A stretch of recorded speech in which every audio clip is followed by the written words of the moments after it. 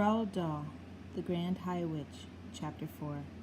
The next day, a man in a black suit arrived at the house, carrying a briefcase, and he held a long conversation with my grandmother in the living room.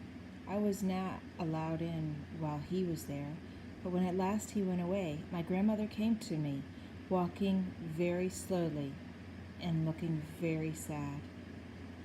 "That man was reading me your father's will," she said. "What is a will?" I asked her. "It is something you write before you die, and in it you say who's going to have your money and your property. But most important of all, it says who's going to look after your child if both the mother and the father are dead." A fearful panic took hold of me. "It did say you, Grandmama. I don't have to go to somebody else, do I?" "No, your father would never have done that. He has asked me to take care of you for as long as I live. But he has also asked that I take you back to your own house in England. He wants us to stay there." "But why? Why can't we stay here in Norway? You would hate to live anywhere else. You told me you would." "I know, but there are a lot of complications with money and with a house that you wouldn't understand. Also, it said in the will that although your family is Norwegian, you were born in England and you have started your education there, and he wants you to continue going to English schools." "Oh, Grandmama," I cried. "You don't want to go and live in our English house. I know you don't." "Of course I don't, but I am afraid I must. The will said that your mother felt the same way about it, and it is important to respect the wishes of the parents. There is no way out of it." We had to go to England, and my grandmother started making arrangements at once. "Your next school term begins in a few days, so we don't have any time to waste." On the evening before we left for England, my grandmother got on her favorite subject once again. "There are not many witches in England as there are in Norway," she said. "I am sure I won't meet one." "Oh, I sincerely hope you won't, because those English witches are probably the most vicious in the whole world." As she sat there smoking her foul cigar and talking away, I kept looking at the hand with the missing thumb. I couldn't help it. I was fascinated by it, and I kept wondering what an awful thing that had happened that time when she had met a witch. It must have been something absolutely appalling and gruesome. Otherwise, she would have told me about it. Maybe the thumb had been twisted off, or perhaps she had been forced to jam her thumb down the spout of a boiling kettle until it was steamed away. Or did someone pull it out of her hand like a tooth? I just couldn't help trying to guess. "Tell me what those English witches do, Grandma." "Well," she said, sucking away at her stinking cigar, "their favorite ruse is to mix up a powder that will turn a child into some creature or other that all grown-ups hate." "What sort of creatures, Grandmama?" "Often it's a slug," she said. "A slug is one of their favorites, and then the grown-ups step on the slug and squish it without knowing it's a child." "That's perfectly beastly," I cried. "Oh, it might be a flea that might turn you into a flea, and without realizing what she was doing, your own mother could get out the flea powder, and then it's goodbye you." "You're making me nervous, Grandmama. I don't think I want to go back to England." "Oh, I've known English witches who have turned children into peasants and then sneaked the peasants up in the woods the very day before the pheasant shooting season opened. Ouch! So they get shot? Of course they get shot. And then they get plucked and roasted and eaten for supper. I pictured myself as a peasant flying frantically over the men with the guns, swerving and dipping as the guns exploded below me. Yes, my grandmother said, it gives the English witches great pleasure to stand back and watch the grown-ups doing away with their own children. I really don't want to go to England, Grandmama. Of course you don't, nor do I, but I'm afraid we've got to go. Are witches different in every country? Completely different. I don't know much about the other countries. Don't you even know about America? Not really. Although I have heard it said that over there the witches are able to make the grown-ups eat their own children. Never. Oh no, Grandma, that couldn't be true. I don't know whether it's true or not. It's only a rumor I've heard. But how could they possibly make them eat their own children? By turning them into hot dogs. That wouldn't be too difficult for a clever witch. Does every single country in the world have its witches? Wherever you find people, you find witches, my grandmother said. There is a secret society of witches in every country. And do they all know one another, Grandma? They do not. A witch only knows the witches in her own country. She is strictly forbidden to communicate with any foreign witches. But an English witch, for example, will know all the other witches in England. They are all friends. They bring each other up. They swap deadly recipes. Goodness knows what else they talk about. I hate to think. I sat on the floor watching my grandmother. She put her cigar stub in the ashtray and folded her hands across her stomach. Once a year, the witches of each separate country hold their own secret meeting. They all get together in one place to receive a lecture from the Grand High Witch of all the world. From who? I cried. She is the ruler of them all, my grandmother said. She is all-powerful. She is without mercy. All other witches are petrified of her. They see her only once a year at the annual meeting. She goes there to whip up excitement and enthusiasm and to give orders. The Grand High Witch travels from country to country, attending these annual meetings. Well, where do they have the meetings, Grandmama? There are all sorts of rumors, my grandmother answered. I have heard it said that they just book into a hotel like any other group of women who are holding a meeting.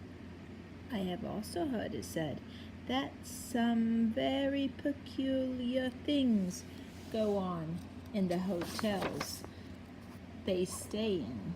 It is rumored that the beds are never slept in, and there are burn marks in the bedroom carpets, that toads are discovered in the bathtubs, and that down in the kitchen the cook once found a baby crocodile swimming in his saucepan of soup. My grandmother picked up her cigar and took the other puff, inhaling the foul smoke deeply into her lungs. Where does the Grand High Witch live when she's at home? I asked. Oh, nobody knows, my grandmother said. If we knew that, then she could be rooted out and destroyed. Witchophiles all over the world have spent their lives trying to discover the secret headquarters of the Grand High Witch. Well, what is a witchophile, Grandma? A person who studies the witches and knows a lot about them. Are you a witchophile, Grandma? I am a retired witchophile. I am too old to be active any longer, but when I was younger, I traveled all over the globe trying to track down the Grand High Witch. I never even came close to succeeding. Is she rich? She's rolling, simply rolling in money. Rumor has it that there is a machine in her headquarters which is exactly like the machine the government uses to print the banknotes you and I use. After all, banknotes are only bits of paper with special designs and pictures on them. Anyone can make them who has the right machine and the right paper. My guess is the Grand High Witch makes all the money she wants, and she dishes it out to the witches everywhere. What about foreign money? Well, those machines can make Chinese money if you want them to. It's only a question of pressing the right buttons. But Grandmama, if nobody has ever seen the Grand High Witch, how can you be so sure she exists? My grandmother gave me a long and very severe look. Nobody has ever seen the devil, but we know he exists. The next morning, we sailed for England, and soon I was back in the old family house in Kent, but this time with only my grandmother to look after me. Then the Easter term began, and every weekday I went to school, and everything seemed to have come back to normal. Now, at the bottom of our garden there was an enormous concord tree, and high up in the branches Timmy, my best friend, and I had started building a magnificent tree house. We were able to work on it only on the weekends, but we were getting along fine. We had begun the floor, which we built by laying wide planks between two quite far apart branches and then nailing them down. Within a month we had finished the floor, and then we constructed a wooden railing around the floor, and that left only the roof to be built. The roof was the difficult bit. So one Saturday afternoon when Timmy was in bed with the flu, I decided to make a start of the roof all by myself. It was a lovely being high up there in that concord tree, all alone, with the pale young leaves coming out everywhere around me. It was like being in a big green cave, and the height made it extra exciting. My grandmother had told me that if I fell, I would break my leg, and every time I looked down, I got a tingle along my spine. I worked away, nailing the first plank on the roof, and then, suddenly out of the corner of my eye, I caught the sight of a woman standing immediately below me. She was looking up at me, and she was smiling in the most peculiar way. When most people smile, their lips, go out sideways.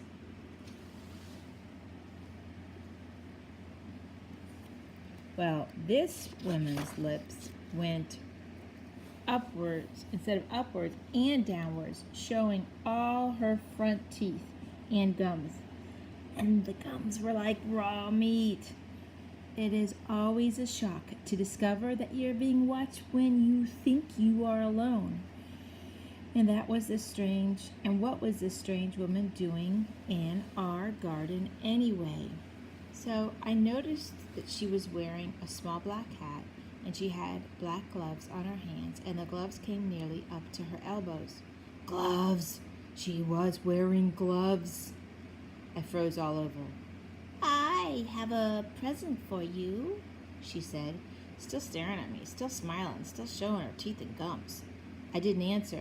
Come down out of that tree, little boy, and I shall give you the most exciting present you've ever had. Her voice had this curious rasping quality. It made sort of a metallic sound, as though her throat was full of thumbtacks. Without taking her eyes off from my face, she very slowly put one of those gloved hands into her purse and drew out a small green snake. She held it up for me to see. It's tame, she said, and the snake began to coil itself around her forearm. It was a brilliant green. If you come down here, I shall give him to you, she said. Oh, Grandmama, I thought, come help me. And then I panicked. I dropped the hammer, and I shot up that enormous tree like a monkey. I didn't stop until I was high as I could possibly go, and there I stayed, quivering with fear. I couldn't see the woman now. There were layers and layers of leaves between her and me. So I stayed up there for hours, and I kept very still. It began to grow dark, and at last I heard my grandmother calling my name. "I'm up here," I shouted. "Come down at once," she called out. "It's past your supper time." "Grandmama," I shouted, "has that woman gone?" "What woman?" my grandmother called back. "The woman in the black gloves." There was silence from below. It was the silence of somebody who was too stunned to speak. "Grandmama," I shouted again, "has she gone?" "Yes," my grandmother answered at last. "She's gone. I'm here, my darling. I'll look after you. You can come down now." I climbed down. I was trembling. My grandmother enfolded me in her arms. "I've seen a witch," I said. "Come inside. You'll be all right with me." She led me into the house and gave me a cup of hot cocoa with lots of sugar in it. "Tell me everything," she said. I told her, and by the time I had finished, it was my grandmother who was trembling. Her face was ashy gray, and I saw her glance down at that hand of hers that didn't have a thumb. "You know what this means. It means that there is one of them in our district. From now on, I'm not letting you walk alone to school." "Do you think she could be after me specially?" "No, I doubt that. One child is as good as any other to those creatures." It is hardly surprising that after that, I became a very witch-conscious little boy. If I happened to be alone on the road and saw a woman approaching who was wearing gloves, I would quickly skip across to the other side. And as the weather remained pretty cold during the whole that month, nearly everybody was wearing gloves. Curiously enough, though, I never saw that woman with the green snake again, and that was my first witch, but it wasn't my last.